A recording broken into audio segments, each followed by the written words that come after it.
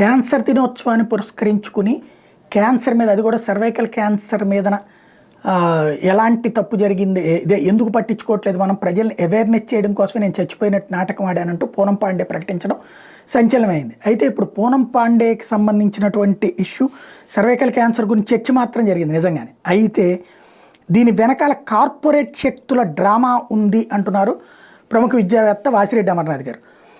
తాజాగా ఇదేంటంటే, ఒక మాట చెప్పన, ఒక టీవీ యాంకర్ను టీవీ నడ్డు ఎత్తుకున్న ఫోటోకు ఒక రోజులో 1000 లైక్స్. పూనం పాండేది పూణేగాడి ఆధ్వర్యంలో నడుస్తున్న వ్యాక్సిన్ మార్కెటింగ్ డ్రామా అని ఆమె బయటికి రావడానికి ఎన్నో గంటల ముందే చెప్తే చూసిన వాళ్ళు గట్టిగా 150 లైక్స్ వేస్తే నేనేమి పప్పుచారు వండుకుంది అంటే ఆయన పోస్ట్ పెడితే ఎవరు పట్టించుకోలేదన్నమాట.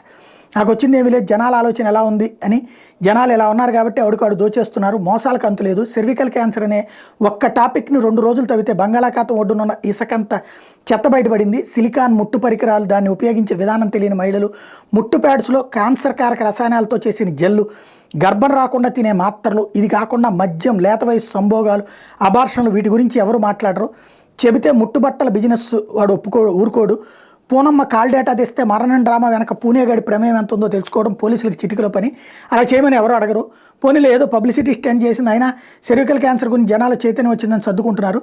సర్వికల్ క్యాన్సర్ గురించి అవగాహన అంటే వీరి దృష్టిలో వ్యాక్సిన్ గుచ్చుకోవడం లాంటిదే. అది నేటి సమాజం విసుగొస్తుందంటూ, ఇలాంటి పరిస్థితుల్లోనే వీళ్ళలాంటి వాళ్ళు తాము స్వార్థం కోసం, అంటే ఎవడో మందుల కంపెనీ వాళ్ళ కోసం ఇట్లాంటిది పనిచేస్తున్నారు. ఇంకోటి, ఆమె 6 నెలల క్రితమే దీనికి సంబంధించి ఒక టైఅప్ అయింది ఒక వెబ్సైట్తో అన్నటువంటిది కూడా ఇప్పుడు ప్రచారంలోకి వచ్చింది.